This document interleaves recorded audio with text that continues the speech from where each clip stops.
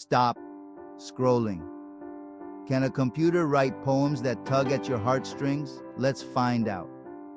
So, what's the deal with AI-generated poetry?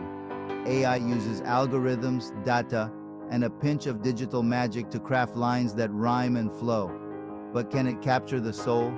Human poets pour their feelings, experiences, and quirks into every verse.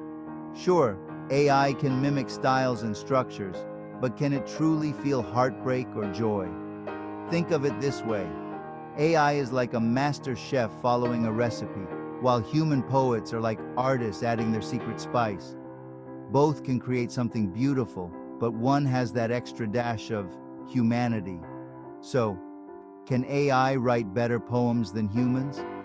Maybe one day, but for now, the human touch still reigns supreme.